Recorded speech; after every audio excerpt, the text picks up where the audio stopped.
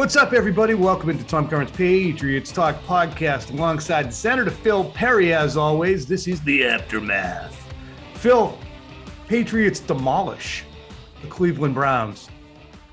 Third game in a row where we've looked at a team going into the week and said, is it a peer? I think it's a peer. It's a team like the Chargers, which has a better record. It's a team like Carolina, which has the same record. It's a team like the Browns, who has AFC playoff aspirations and an identical record to the Patriots. Third game in a row, the Patriots have more than taken care of business.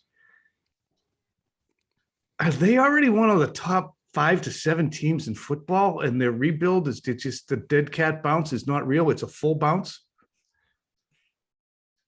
5 to 7 in football? I'm not sure. I haven't really even looked at the NFC yet, Tom, but I don't know why that the NFC is better. No, it's okay. But listen, let's take a big picture look at this and say, is there any reason you would at this very moment rule out the Patriots from either A, winning the division, or B, winning multiple playoff games? Let's just put it that way. That's a good way to put it, because both of us agreed during the week last week, the Patriots, could they win the division? That's one of the questions we were posed on early edition, which always wants to just go cutting to the chase, no foreplay, just diving right to the end. And we both eventually burped out, yeah, they could win the division. That exists, and absolutely to be a playoff team. Now, to get to 12-5, which I think was the record that I had predicted, or 11-6, I was kind of wavering there. They would have to either go 9-2 or 10-1. They're in the process of doing so from that 2-4 start. Can they keep it up, baby?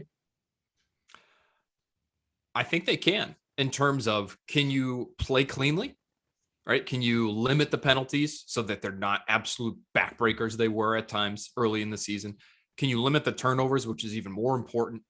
Can you come through in the red zone? All of these were situations where smart teams perform a certain way, and the Patriots really didn't do that for the first month and a half of the season. But you don't beat a team like the Browns, which should be going to the playoffs, is really across the board.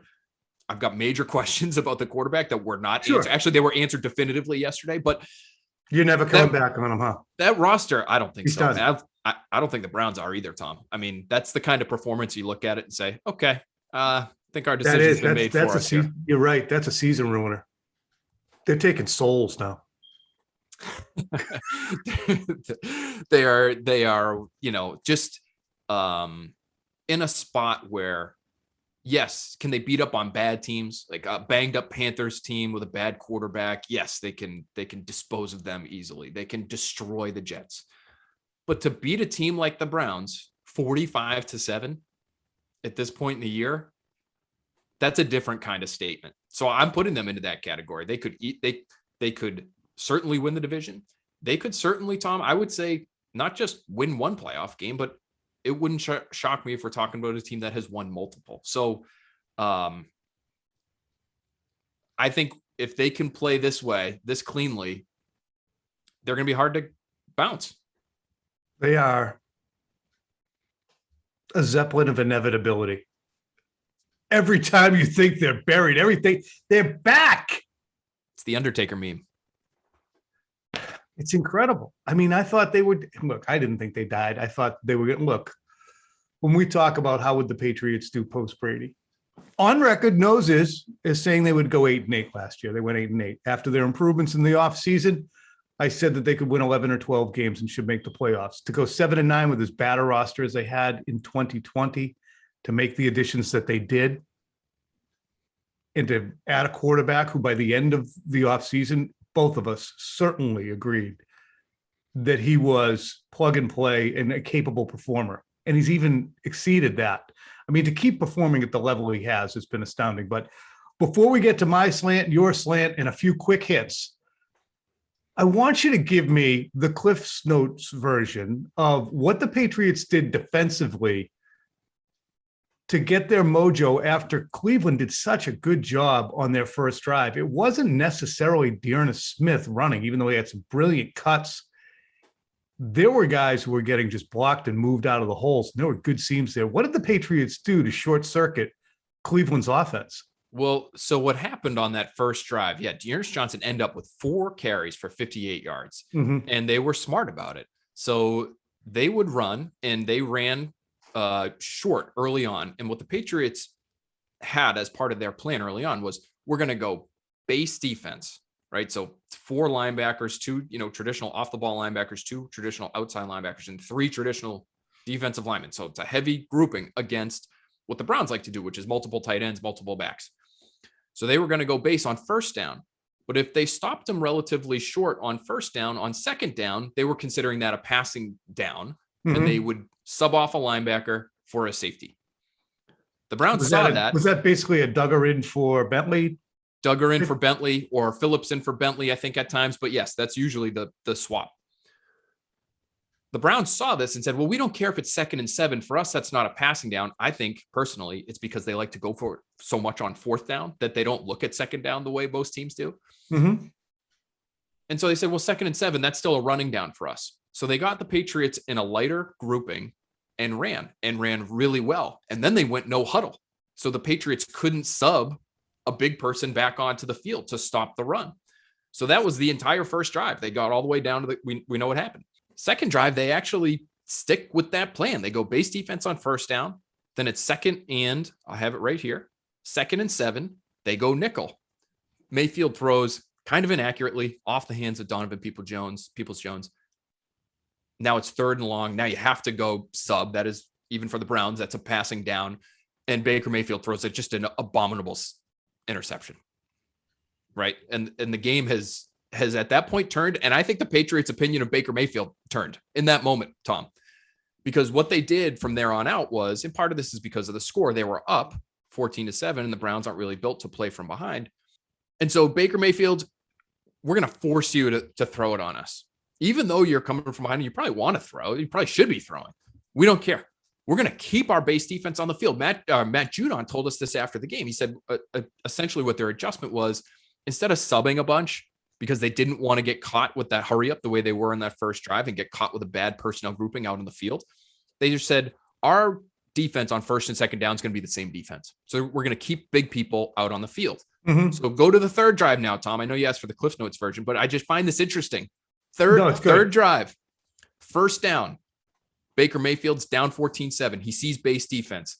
The Browns, I think, make the smart decision. They decide to throw. That's what you do against base defense. You throw the football. 2 straight completions of 11 yards. The Patriots keep their base defense on the field anyway. They're kind of getting gashed on the pass for 2 plays. They keep their base defense on the field anyway. And I think Kevin Stefanski knows who Baker Mayfield is, because Bill Belichick knows who Baker Mayfield is. Kevin Stefanski says, boy, I know they get base defense on the field, but we can't just let Baker continue to throw because he's going to kill us eventually. So, all right, boys, let's just run it. Let's just see how it goes. And they run into a wall because the Patriots had the personnel on the field to stop the run. Because that's who we are. Because that's who they're telling the Browns, we know you can't beat us with your quarterback.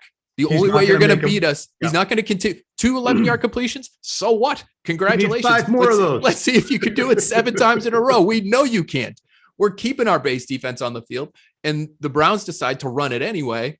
Run gets stuffed. 2 straight incompletions because they're behind the sticks. They have to punt. The Patriots go on to have a 99-yard touchdown drive. Now it's 21-7.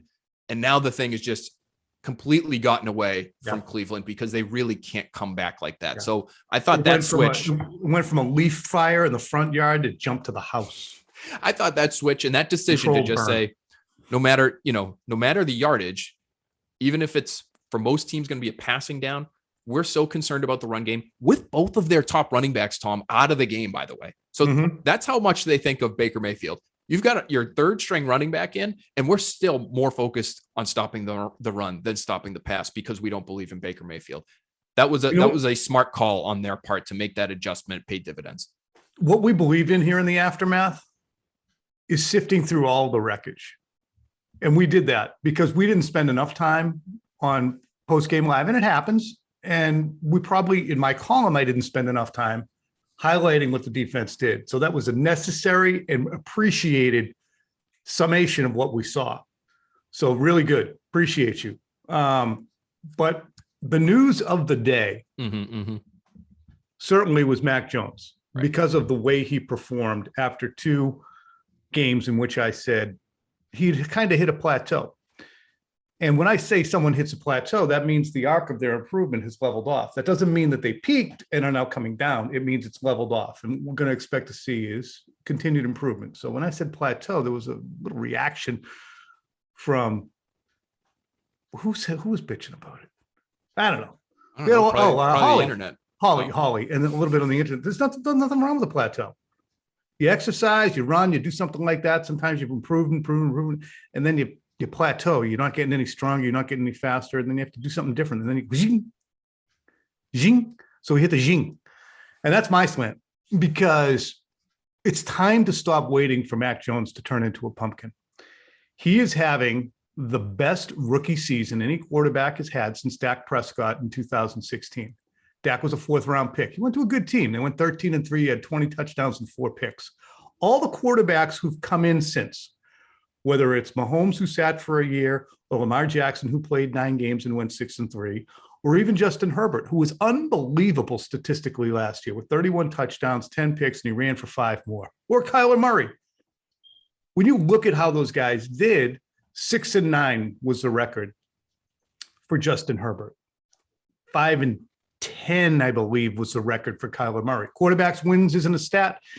I don't know where you come from, but I've been watching for a long time. It kind of does trace back to the quarterback, folks. And what Mac Jones is doing to me, Phil, I know. I wasn't going at you. That was the royal you. What Mac Jones is doing, we need to try and stop explaining. Actually, we don't need to. I don't care what you do. You should. No, I want to say you should. The correct assessment of Mac Jones is that he's not being made by the system. He's making the system go. If you swapped in Justin Fields or Trey Lance, if you swapped in Zach Wilson or Trevor Lawrence even, I don't think you'd be having the same results.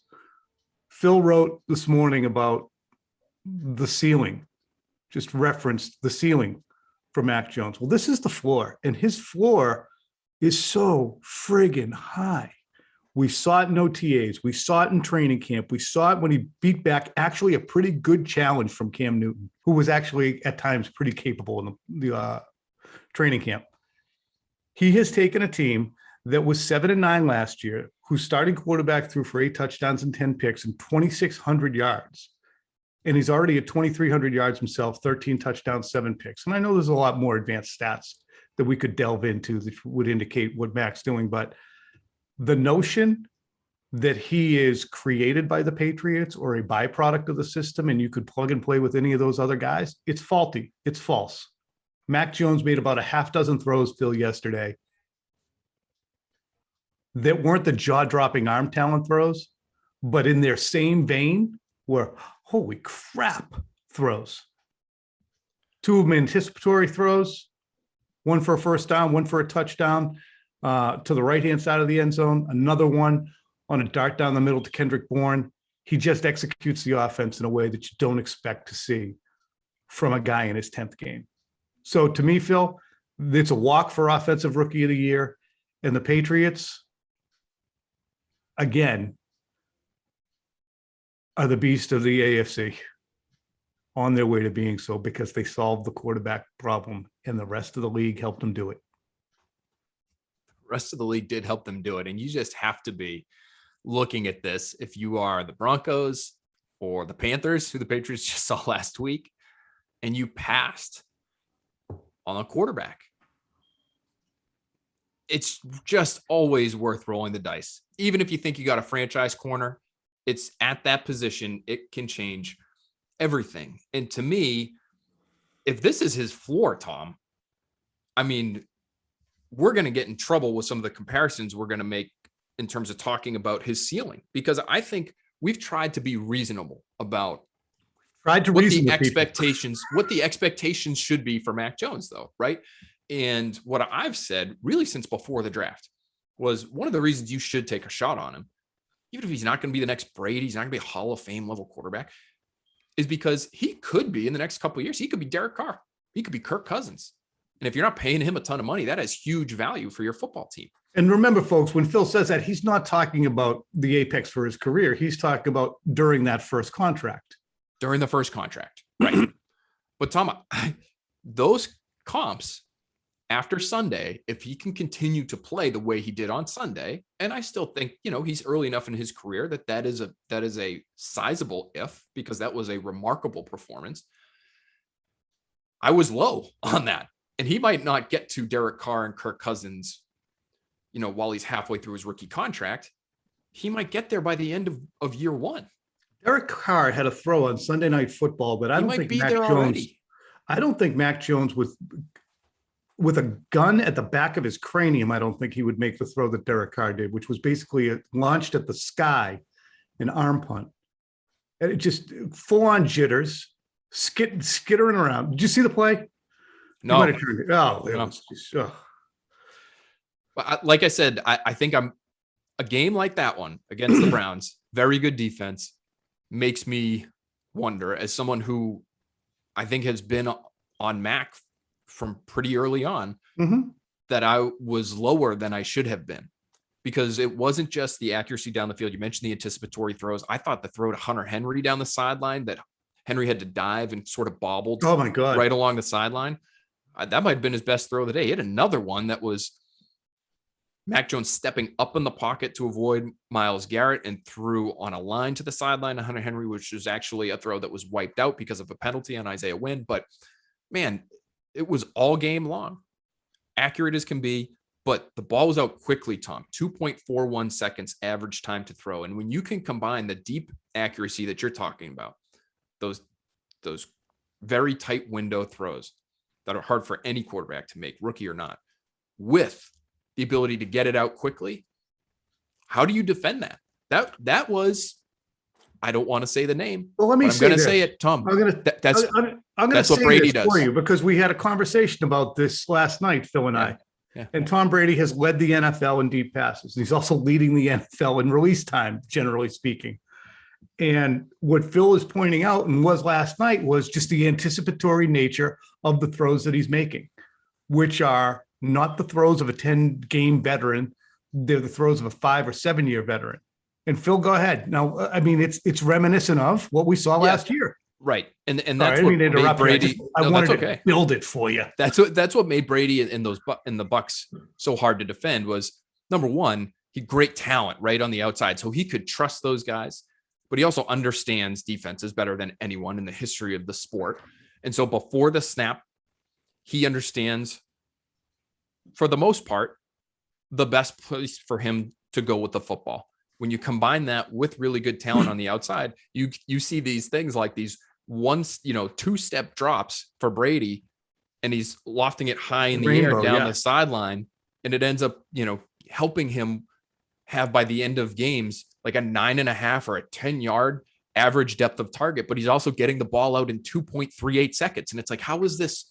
That's not supposed to match up. When you get rid of it quickly, it's supposed to be at the line of scrimmage. It's supposed to be behind the line of scrimmage at times. And that's really what Mac Jones had been for a while, Tom, right? A lot of checkdowns, play it safe, take care of the football. He did flip it a little bit in Dallas. I mean, we all remember the throw at the end of the game to Kendrick Bourne. That was an aggressive throw at a time when he had to make an aggressive throw. Now it looks like he's comfortable making aggressive throws when he's just trying to pile it on the other team. It's not just about taking care of the football when you have the lead. That throw to Kendrick Bourne is the kind of play where, okay, he may have taken the running back in the flat at week 2, but now he's throwing it into tight coverage with a safety crashing down over the top and has to be in the exact right spot. He's willing to make that throw. He makes it accurately. If he can continue to do that, this offense consistently ends up going to another level, in my opinion. And that's why when discussing Mac relative to the other guys who came in, who among really even Baker Mayfield, for instance, has the balls and confidence to throw to spots? Because that's what you're doing. You're just throwing to spots and presuming the ball is going to intersect with your receiver. And you have to have unbelievable confidence that's going to happen. I remember sitting at training camp. The first best throw that I remember Mac Jones throwing was a red zone drill, far end of the field. He had Kendrick Bourne was the third read, and he hit Kendrick Bourne crossing just before Bourne ran out of the left side of the end zone. And Bourne went friggin' bananas after he caught it because there's no reason that ball should have been that perfectly placed that early. There were other throws during training camp. I remember one coming my way, and the ball was launched toward the hash marks. And I was like, where is that going? And because the intended receiver seemed shorter, and he was hitting somebody, I can't remember who it was, might have been Aguilar, just intersecting on the dead run to that spot. I mean, he's throwing balls 30 yards ahead of where guys are going to end up. Literally. And they're getting to them. You don't see that around the NFL. And that's why what he's doing now is not system shit. It's him shit. Can I just, for me to be consistent though, hear me out on this. We are fresh off a podcast where we're talking about all the great things Josh McDaniels is doing in terms of quarterback development, no play doubt, calling to put him in a good spot. It's very hard for me to remove the two. I would never say the system is making Mac Jones, which I think some people are. And so I understand that that's, your take is pushing against that narrative, but they do work together. No doubt. I do think if Justin Fields was here, we've seen him throw some ridiculously accurate passes himself these last couple of weeks. Is it going to look exactly the same? Is he going to have the exact same sort of timing and anticipation from the moment he hits the ground in this offense? Maybe not, but would he look better here than he does in Chicago? Absolutely. I'm very confident saying yes. So to me, it's a perfect marriage, this prospect with this team and this coaching staff to be able to leverage his brain and understand what he can do and what he can't do. They're not going to plop him in the Cam Newton Patriots offense, obviously, but it's a great fit for what they want to be offensively and who he is. So I think that part of it still holds merit to me, is that if he was somewhere else, it wouldn't look this way. And if somebody else was here, it wouldn't look this way, but they'd probably be better too. I agree with that. And if we looked at those 5 rookie quarterbacks who were taken in the first round, we put them in a classroom and said, okay, Josh McDaniels is your teacher. I want you to turn in your tests. I think that Mac Jones would be routinely turning in the highest score of the test among the 5. Trey Lance would probably be down in the 70s, and Justin Field might be in the 80s, and Trevor Lawrence might be in the 80s, and Zach Wilson might have a 60 followed by a 90 followed by a 50 followed by an 83. But I think the Mac Jones would be 93 or better most weeks. It's just because I think that's a good way of looking at it. All right. You got a slant on you before we get to the quick hits? Yeah, Tom, my slant is just that this playbook for the Patriots seems wide open, and it's earlier than I anticipated in this marriage that we were just talking about between Josh McDaniels and Mac Jones, because they have the ability now to look at a defense, say, where are they best? How do we make sure we're protected against that? And how do we attack all of their weaknesses? That was not a survive in advance, win with defense kind of game plan that we saw. That was, we can exploit some things on the other side if we have X, Y, and Z taken care of. And X, Y, and Z on Sunday was Myles Garrett. And the plan that they had for him, I thought, was tremendous, where you are making sure that he has so many thoughts running through his head that he can't possibly just get off the ball and attack a spot and find your relatively immobile quarterback time and time again. He got him once. He did. And nearly decapitated the guy where 2 Browns, met at the exact same time, pretty much in the backfield.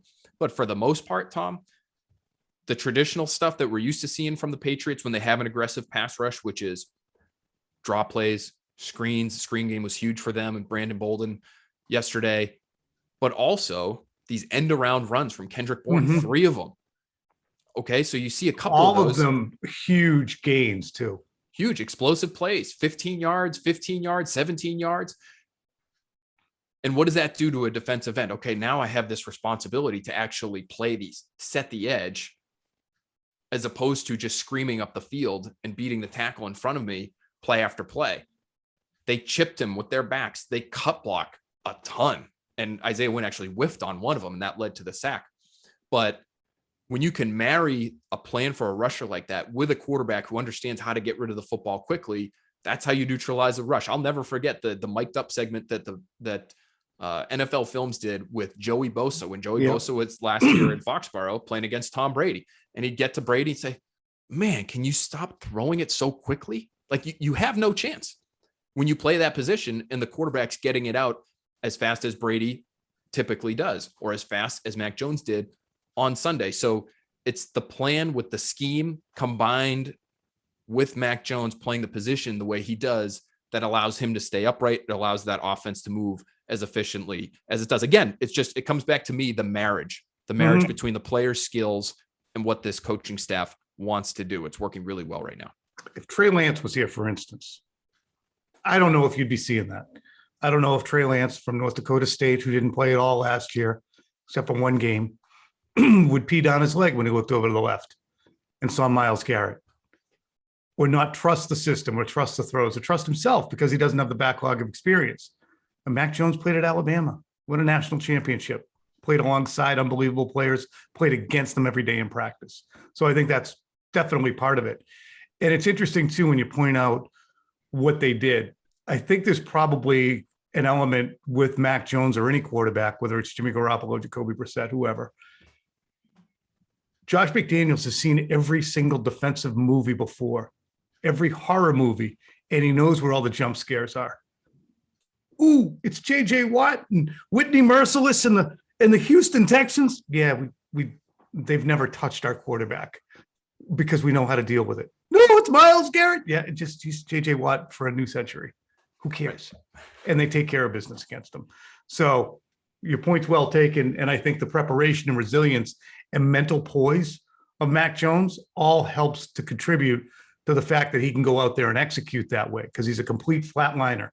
Even if he had had a ball tipped by Myles Garrett, picked off, and he ran 38 yards the other way and they converted, and it was 14-14 or 14-7 Cleveland.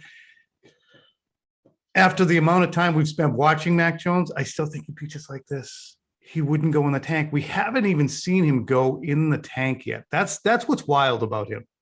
Yeah, the New Orleans game was kind of sketchy at the end. He threw a couple picks and kind of a garbage time situation. But we haven't seen him go in the tank early in a non-comeback situation, in a game still in the balance situation. And that's wild. Phil, I want to hit some quick hits. Patriots are going to turn it around quick. They're going to see Atlanta. The road ahead features the Falcons, 10 days off, then Tennessee. After that, they're going to play the Buffalo Bills. This is going to tell whether or not the Patriots will win the AFC East or be in contention, I think, for a wild card, these three games. Thoughts? Agreed. To me, the season in some ways comes down to these Bills games, and good for the Bills. It looks like, I know it was the Jets, but it does look like they at least figured some things out on Sunday against the Jets. They ran the ball a little bit more. They were, I just think, more balanced to run it 14 times against the Jaguars and lose and score 6 points. I mean, that's insane to me. And you're able to be balanced when you have a huge lead. I get that, but they are evolving. The Patriots are evolving. I think the Titans are really interesting, Tom, because I keep telling myself I don't believe in them. Right. And yet they keep winning. So I don't know where I stand with them. Which of these games that's upcoming, like this next month or so, do you think is the most critical for them? I think Tennessee, well, most critical would be the Buffalo game, but I think the Tennessee game is going to be the most fascinating because there's a continued Tennessee success level against the Patriots that we've seen, whether it's the playoffs, whether it's the regular season a few years ago when before Tennessee had even arrived. So that to me is going to be just a fascinating game. And it's going to be up here in New England. Phil, Trent Brown came back on Sunday, and I speculated that because of his general body composition, might take a while. Well, he's out there to start the game. Mike Onwenu down to start the game. Did come in and spell Trent Brown. But what was the contribution Trent Brown made in your mind when you did your report card? He is just such a physical mismatch. I mean, it's almost comical, Tom. He's lined up across from Jadeveon Clowney, who is a freak, number 1 overall pick for a reason, freak among freaks. And Jadeveon Clowney looks like a 5th grader trying to go against a senior in high school at times, just because you just watch them. It's jarring. It's hard for your brain to compute just how large Trent Brown is. I thought he moved well. He moved people well. He took a scary hit to the side of his knee, just like, bodies kind of flying after the play as they tend to, and went down for a second, but looked fine. He's not wearing the knee braces. I don't know if that's Scar's gone now and he doesn't force these guys to wear knee braces anymore. I always thought that was almost a rule for Patriots offensive linemen that they had to. But he looked good, Tom. He moved well. They did spell him with Micah Wenu for a little while. Micah Wenu looked fine as well. That to me was the interesting part of this, was they chose to bench maybe their best offensive lineman, I think, by a lot of accounts. And I wonder why that is. I don't know if they just don't feel like he would have been an upgrade at guard over Ted Karras. They must have felt like they had to play Trent Brown on the right side because he hasn't taken too many snaps on the left side, even though he was here playing on the left side in 2018. How that all shook out in terms of the people on the field was really interesting to me. To me, I wouldn't read too much, and I don't think you're doing that with Mike Nwenu being sat at the beginning of the game and then spelling Trent Brown. I would imagine the coaching point there is you're sharing the position today. You're both really good over there. I'm not trying to say Ted Karras is better than you overall, or in 2 years he's going to be better. Mike Nwenu not in the doghouse. He's not going anywhere. Right. But Ted Karras has that position on at a highly capable level at this point. So God bless him. Leave it alone. Figure out what's going on with right tackle. Let one guy start, and if he's doing well, which he did, still spell him. So I'm going to watch. It's going to be interesting to watch how that unfolds. I just don't. I imagine, and there certainly was a lot of why would you bench the best offensive lineman. I get the logic, I think, without knowing specifically what their reasoning was. I would imagine it was that, look, we're going to put him out there at the beginning. His calf could blow up on the 3rd play. So just stay loose. Let's see how he looks. If it was Madden, right? Practice reps didn't matter or whatever. I think what I would have done would be put Brown at left tackle, keep Owenu at right tackle, keep Ted Karras on the field. Isaiah Wynn has been really good in spots. He destroyed some people the other day. It's almost like every week, Tom, he hurts him with a penalty. And I know he's facing some really good pass rushers. Sacks allowed is going to be a thing. But you've got to, Patriots would never admit this, but you've got some really good depth there. And I'm not sure Wynn right now is one of their best 2 tackles if Brown is healthy and Owenu's playing well. Speaking of blocking, N'Keal Harry's role on Sunday was interesting.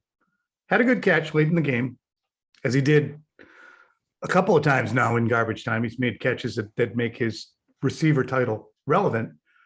But as a blocker on the run wide by Ramondre Stevenson to the left, which again was an anomaly compared to what the Patriots had been doing. They hadn't been able to run wide.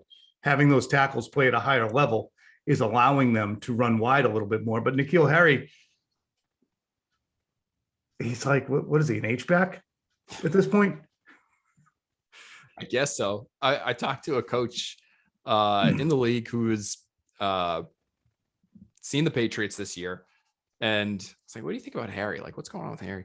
It's like, hey, he's valuable for them. And I'm sitting there saying, really? You think so? He's like, if nothing else, he gives Jacoby Myers a break from having to dig out safeties 20 times a game. Like he's clearly their most physical receiver. And if you just want to be able to, they use him in a smart way as a blocker, Tom. A lot of times on these crack toss plays, right? He ends up blocking Myles Garrett, right? So he's ear-holing Myles Garrett, and the tackle is able to come around. Yep. And the tackle ends up being on this huge mismatch on a safety or a cornerback. And that's what happened on the Stevenson touchdown run, correct? You could even just leave the cornerback, Tom, and say, we'll leave that guy to the running back, because our running backs on a corner will take every time. He'll probably just run through your face. So it just gives you more option. If you can take care of a defensive end with your receiver, it gives you such an advantage everywhere else. And so that's where I think his real value is right now. I'm going to see many more big receivers drafted to be blockers in the first round. Patriots hatching a new Well, you do have to play a little bit of receiver for them to respect you as a receiver. Otherwise, they're just going to start sticking a linebacker on you and saying, okay, yeah, good luck with that. I'm just going to be a 250-pound guy and just wait for your running back to come around the corner here. 2 more topics you got to get to. The breakdown coming up at 6:00. Mike Quickslant's co-host, Kyle Van Noy, punched a ball out yesterday. He's been slapping balls on a steady basis. Is he playing as well as it looks? Yeah, he had a sack yesterday too on a 4th down, his turnover on downs as the game was sort of getting out of hand. He does a little bit of everything for them, Tom. That's his value is, yeah, he'll get his hands on the football occasionally, but he could rush off the edge if they needed to. They haven't needed him here yet. They want him at linebacker.